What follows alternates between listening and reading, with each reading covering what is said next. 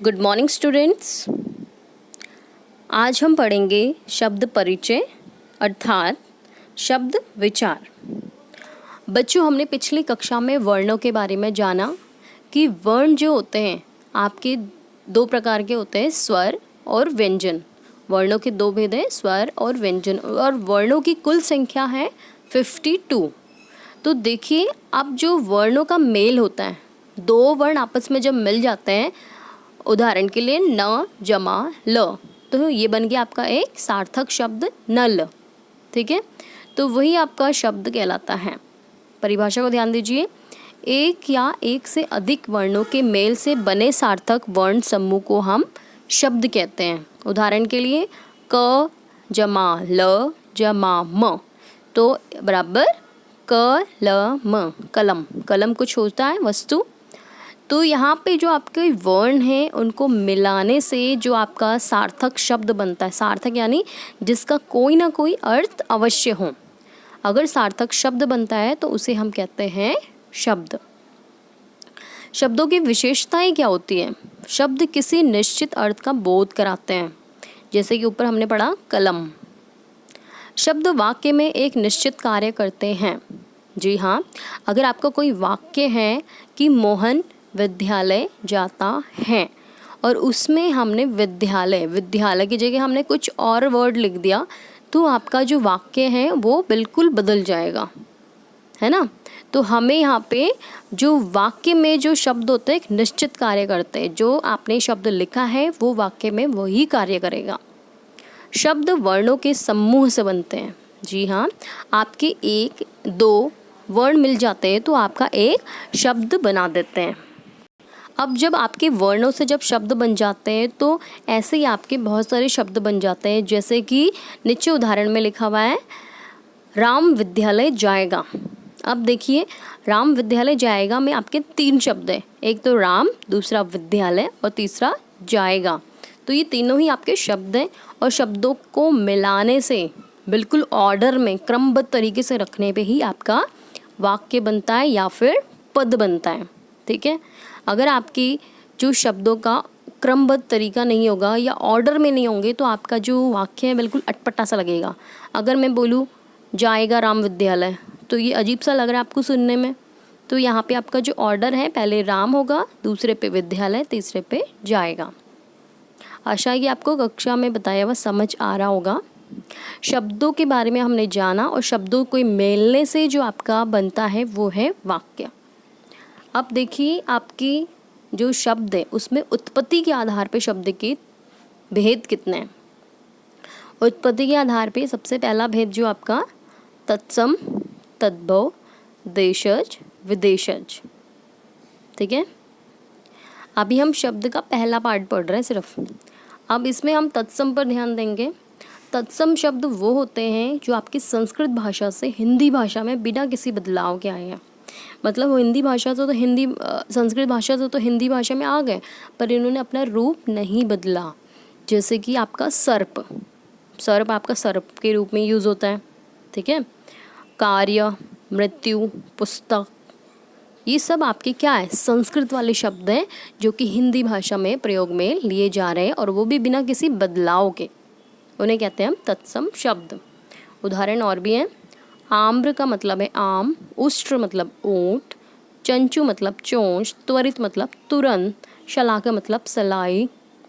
तो देखा आपने, ये जो तत्सम शब्द है वो संस्कृत वाले शब्द हैं जो बिना किसी बदलाव के आपके हिंदी भाषा में आए हैं। हम उसको आम्र को आम नहीं बोलेंगे, जब हम उसका प्रयोग करेंगे तो आम्र ही बोलेंगे, उष्ट्र ही बोलेंगे। अब इधर देखिए, गोमल यानी कि गोबर, घोटक घोड़ा, पर्यक पलंग, भक्त भात, हरिद्रा हल्दी। तो आपको यहाँ पे समझ आ रहा है कि ये तत्सम है और ये तद्भव, तद्भव यानी कि हिंदी।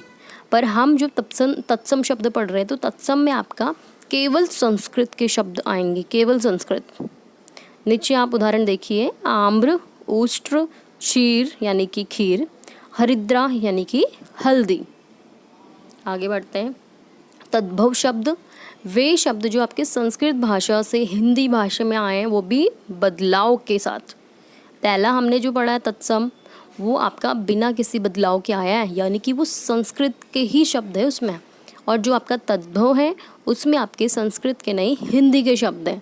संस्कृत भाषा से बदल के हिंदी भाषा में अपना रूप बदल के आया है वो। जैसे कि अब हम चंद्र है जो, उसको हम चांद कहेंगे, सर्प को हम सांप कहेंगे, घोटक को हम घोड़ा कहेंगे, गौ को हम गाय कहेंगे।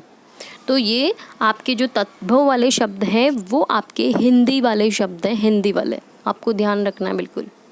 तत्सम आपके संस्कृत, तद्भव आपके हिंदी। कुछ तत्सम और तद्भव वाले और शब्द देख लेते हैं। दीपक दिया, मुख मोह, चंद्र चांद, दश दस, आश्चर्य अचरज, अंधकार अंधेरा, दंत दांत, नासिका नाक, पीत पीला, रात्रि रात, मृत्यु मौत, सत्य सच, सर्प सांप, सूर्य सूरज, उष्ट्र ऊंट, हस्त हाथ, वधु बहु, कर्ण कान, कार्य काम, तृण तिनका। आप भी मेरे से पढ़ सकते हो, फटाफट पढ़िए आप भी। घोटक घोड़ा, उच्च ऊंचा, ओष्ठ ओट, पत्र पत्ता, कटु कड़वा, स्वर्ण सोना, गौ गाय, मस्तक माथा, दधी दही, नौका नाव। तो ये आपको मैंने इसीलिए समझा रही हूँ क्योंकि इतने सारे जब आप शब्दों को पढ़ोगे, केवल पढ़ने से ही आपको याद हो जाएंगे, क्योंकि उनका थोड़ा सा तो नियर बाय उसका मीनिंग होता ही है। दीपक किसको नहीं पता दीपक को दिया कहते हैं, पर आपको बस इतना याद रखना है कि दीपक आपका तत्सम है और तद्भव आपका दिया है। मुख किसको नहीं पता मुख किसको कहते हैं, मुख मुंह को कहते हैं। मुंह आपका हिंदी शब्द है, यानी कि तद्भव शब्द है। ये चीज़ आपको याद रखनी है क्योंकि आपके एग्जाम में यही पूछा जाता है कि सर्प तत्सम शब्द का तद्भव रूप बताइए, तो आपको उदाहरण आंसर में लिखना होता है सांप। ठीक है, चलिए अब देखते हैं आपको कितना समझ आया। सोचो और बताओ। बहुवैकल्पिक प्रश्न है आपका, उनमें से आपका एक आंसर सही है। निम्नलिखित में से तद्भव शब्द हैं। तद्भव यानी हिंदी, समझ आई। तुरंत, आम्र, आम्र तो आपका तत्सम है। गोमल आपका तत्सम है। त्वरित, त्वरित भी आपका तत्सम है। त्वरित का मतलब तुरंत। ठीक है, तो क्या बचा यहाँ पे ऊपर दिख रहा है आपको, हिंदी का वर्ड कौन सा है इसमें, तुरंत। आगे बढ़ते हैं। तिनका शब्द का तत्सम रूप निम्नलिखित में से कौन सा है। क्या पूछा इसने, तत्सम। अब उष्ट्र, तिनका का पूछा ना। उष्ट्र तो ऊंट होता है, उच्च मतलब ऊंचा होता है, पित्त मतलब पीला होता है, तो क्या बच गया, तृण। तृण मतलब तिनका। आगे बढ़ते हैं।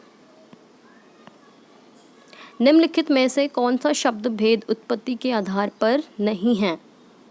जो हमने अभी पढ़ा है ना, उत्पत्ति के आधार पे 4 भेद होते हैं। कौन कौन से, तत्सम, तद्भव, देशज और विदेशज। पर इसमें यौगिक दिया हुआ है, यानी कि आंसर में आपका आएगा जो उसका भेद नहीं है वो है यौगिक। आगे बढ़ते हैं। हरिद्रा तत्सम शब्द है ये। हरिद्रा तत्सम शब्द का अर्थ क्या है। हरिद्रा हल्का नहीं, हरिद्रा हल्दी। हाँ बिल्कुल सही है आपका उत्तर, हल्दी। हमने अभी पीछे पढ़ा था चित्र के साथ जो दिया हुआ था आपका, हरिद्रा यानी हल्दी। अंतिम प्रश्न। एक या एक से अधिक वर्णों के मेल से बने सार्थक वर्ण समूह को क्या कहते हैं। वर्णमाला नहीं, स्वर नहीं, व्यंजन नहीं, क्या बचा आपका, शब्द। तो हम उसको कहते हैं शब्द, क्योंकि आपका जब 2 वर्ण मिल जाता है ना, न जमा ल बराबर नल, तो वो बन जाता है आपका शब्द। ठीक है, तो उत्तर होगा आपका शब्द। तो बच्चों आपका आज का होमवर्क गृह कार्य यही है कि आपको ये 5 प्रश्न अपनी कॉपी में करना है और इसको याद भी करना है। अगली कक्षा में हम शब्द परिचय का दूसरा पार्ट पढ़ेंगे जो कि आपका देशज और विदेशज शब्द। तब तक के लिए धन्यवाद।